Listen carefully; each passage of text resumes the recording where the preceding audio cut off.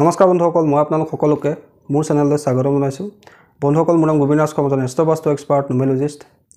বন্ধুসকল, আজি মই আপোনালোকৰ লগত এটা বিশেষ বিষয়ক লৈ আলোচনা কৰিবলৈ আগবাঢ়িছোঁ।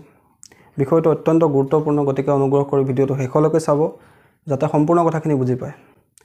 বন্ধুসকল, আমাৰ সমাজৰ এনেকুৱা বহু ব্যক্তি আছে যিসকলৰ নিজৰ সন্তানে তেওঁলোকৰ কথা নুশুনে, সদায় তেওঁলোকৰ অবাধ্য হৈ কাম কৰে। ক'ৰবালৈ যাবলৈ মানা কৰিলে সেইফালে তেওঁলোকে বাট লয়। কিছুমান বন্ধুৰ পৰা আঁতৰি থাকিব ক'লে সেই বন্ধুৰ লগত তেওঁলোকে ঘূৰি ফুৰিব বিচাৰে। অৰ্থাৎ মাক দেউতাকৰ কথা শুনিবলৈ কোনো কাৰণতে তেওঁলোকে ইচ্ছুক নহয়। তাৰোপৰি মাজে সময়ে তেওঁলোকে মাক দেউতাকক অপমানো কৰে, বেয়া ব্যৱহাৰো কৰে। বন্ধুসকল, এইটো আমাৰ সমাজৰ কাৰণে কোনো কাৰণতে ভাল কথা নহয়। এইটো এটা অত্যন্ত গম্ভীৰ বিষয়। যিহেতু মাক আৰু দেউতাকক যিসকল ল'ৰা ছোৱালীয়ে সন্মান নকৰে তেওঁলোকৰ জীৱনত কোনো কাৰণতে উন্নতি নাই। যিহেতু জ্যোতিষশাস্ত্ৰ অনুসৰি কোৱা হৈছে, মা যদি চন্দ্ৰমা, দেউতা সূৰ্য, আৰু বাকী যিমান গ্ৰহ আছে সকলো গ্ৰহে সূৰ্যৰ পৰা এনাৰ্জি লৈ আমাক দিয়ে। চন্দ্ৰমা হৈছে আমাৰ মন, সূৰ্য হৈছে আমাৰ শৰীৰ, আত্মা। যদি আমি মা দেউতাকে বেয়া ব্যৱহাৰ কৰিবলৈ লওঁ, তেওঁলোকৰ কথা শুনিবলৈ ইচ্ছা নকৰোঁ, আমাৰ জীৱনত সমস্যা অহাটো 100% চিয়'ৰ। গতিকে এনেধৰণৰ সন্তানৰ ভৱিষ্যত কিন্তু কেতিয়াও ভাল নহয়। আজি মই যিটো উপায় আপোনালোকক দিবলৈ আগবাঢ়িছোঁ, সেই উপায়টো এই সমস্যাটোৰ লগতে জড়িত হৈ আছে।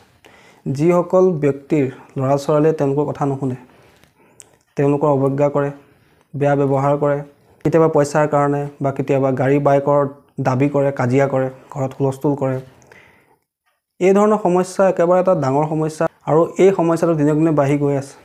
গতিকে এই সমস্যাটো সমাধানৰ কাৰণে মই আজি আপোনালোকৰ কাৰণে এটা অত্যন্ত সহজ উপায় লৈ আহিছোঁ, যি উপায়ৰ জৰিয়তে আপোনালোকৰ এই সমস্যাটো দূৰ কৰিব পাৰিব। বন্ধুসকল, এই উপায়টো আমি কৰিব লাগিব কলৰ দ্বাৰা। অৰ্থাৎ আমি কলৰ দ্বাৰা এই উপায়টো কৰিব পাৰোঁ, যি উপায়ৰ জৰিয়তে সন্তানৰ পৰা যদি আমাৰ কিবা কষ্ট হৈ আছে, সন্তানে যদি আমাৰ কথা নুশুনে, আমাক অৱজ্ঞা কৰে, সন্তানৰ কাৰণে যদি আমি দুখ বা অশান্তি ভোগ কৰিব লগা হৈছে, তেনে ক্ষেত্ৰত আমি এই প্ৰয়োগটো কৰিব পাৰোঁ। তাৰোপৰি এই প্ৰয়োগটোৱে আৰু এটা কাম কৰে। যদিহে আপোনাৰ সময়ত ভাগ্যই সহায় নকৰে, অৰ্থাৎ আপোনাৰ যেতিয়া চবতকৈ বেছি ভাগ্যৰ সহায়ৰ প্ৰয়োজন হয়, সেই সময়ত আপোনাক ভাগ্যই সহায় নকৰে।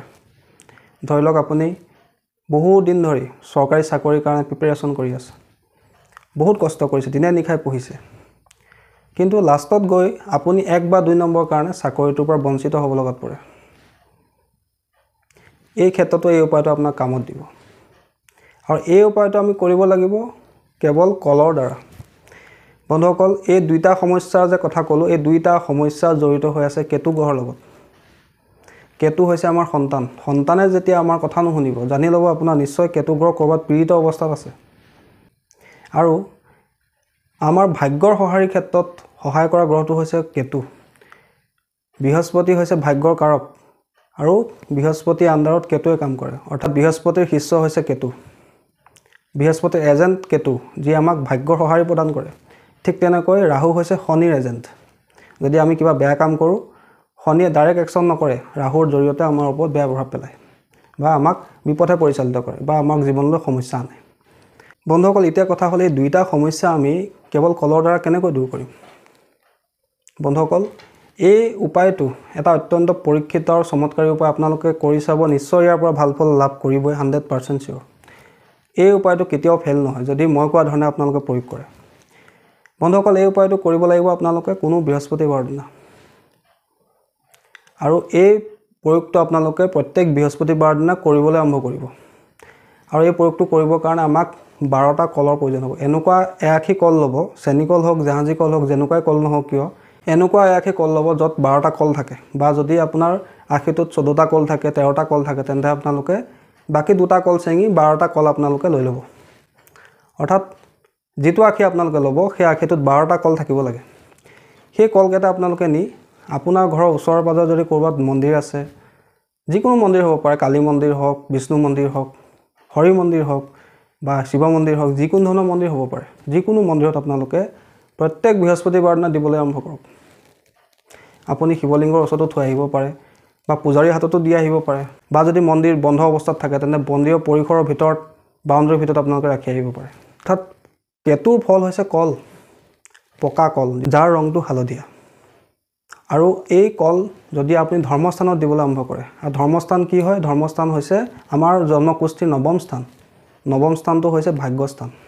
যেতিয়া আমি কেতুক নি পেলাই, অৰ্থাৎ কেতুৰ যি কাৰকত্ব থকা ফল, সেয়া হ'ল কল, সেই কলক নি যদি আমি মন্দিৰত প্ৰত্যেক বৃহস্পতিবাৰৰ দিনা দিবলৈ আৰম্ভ কৰোঁ, যাৰ জৰিয়তে আমাৰ কেতুগ্ৰহ শান্ত হ'বলৈ লয়। সন্তানৰ পৰা যদি আমাৰ সমস্যা হৈ আছে, সন্তানে আমাৰ কথা নুশুনে, সেই সমস্যা লাহে লাহে নাইকিয়া হ'বলৈ লয়। আৰু যদি আমাৰ ভাগ্যৰ ছাপোৰ্ট আমি লাভ নকৰোঁ, সময়ত পৰীক্ষা দিলেও, কম্পিটিটিভ এক্সামত আমি বহিলেও 2-1 নম্বৰৰ কাৰণে আমাৰ চাকৰি লাভৰ পৰা আমি বঞ্চিত হওঁ। যদি আমি কণ্ট্ৰেক্টৰ কাম কৰোঁ, টেণ্ডাৰ মাৰোঁ, 2-1% কাৰণে আমি টেণ্ডাৰৰ পৰা বঞ্চিত হ'ব লগাত পৰিছে। জানি ল'ব আপোনাৰ কেতু গ্ৰহৰ সমস্যা আছে, ভাগ্যৰ ছাপোৰ্ট আপুনি লাভ কৰা নাই সেইটো কাৰণে। তাৰ কাৰণে আপোনালোকে এই উপায়টো কৰিব, প্ৰত্যেক বৃহস্পতিবাৰৰ দিনাই আপোনালোকে 12টা কল লৈ ল'ব, কোনো মন্দিৰত বৃহস্পতিবাৰ দিবলৈ আৰম্ভ কৰক। চাব আপোনালোকৰ কেতু গ্ৰহৰ লগত জড়িত যিখিনি সমস্যা, সন্তানৰ কথা নুশুনাৰ সমস্যা, সন্তানে অৱজ্ঞা কৰাৰ সমস্যা, ভাগ্যৰ ছাপোৰ্ট লাভ নোহোৱাৰ সমস্যা, এই সকলোবিলাক সমস্যা আপোনালোকৰ খুব কম দিনৰ ভিতৰত দূৰ হৈ যাব। আৰু এই উপায়টো আপোনালোকে প্ৰত্যেক সপ্তাহে কৰিবলৈ লওক।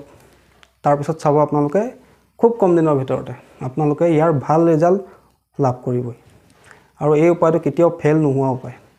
কৰি চাব, নিশ্চয় ইয়াৰ পৰা আপোনালোকে ভাল ফল লাভ কৰিব। বন্ধুসকল, আশা কৰিছোঁ আজি আপোনালোকে গম পালে যে আমাৰ যদি সন্তানে আমাৰ কথা নুশুনে, বা আমাৰ যদি সময়ত ভাগ্যৰ ছাপোৰ্ট আমি লাভ নকৰোঁ, তাৰ কাৰণে আমি কলৰ দ্বাৰা এনে কি উপায় কৰিব পাৰোঁ, যাৰ জৰিয়তে আমাৰ সন্তানৰ যিখিনি সমস্যা, সন্তানৰ লগত জড়িত যিখিনি সমস্যা, সন্তানে কথা নুশুনাৰ দৰে যি সমস্যা, বা সময়ত ভাগ্যৰ ছাপোৰ্ট লাভ নকৰাৰ দৰে যি সমস্যা, কেনেকৈ আমি দূৰ কৰিব পাৰোঁ। বন্ধুসকল, আশা কৰিছোঁ আজি আপোনালোকৰ এই ভিডিঅ'টো সম্পৰ্কে জানি ভাল লাগিলে। আশা কৰিছোঁ আপোনালোকৰ ভিডিঅ'টো ভাল লাগিলে। যদি ভাল লাগিলে অনুগ্ৰহ কৰি ভিডিঅ'টো লাইক কৰি দিব, কমেণ্ট কৰিব আৰু মোৰ চেনেলটো ছাবস্ক্ৰাইব কৰিব।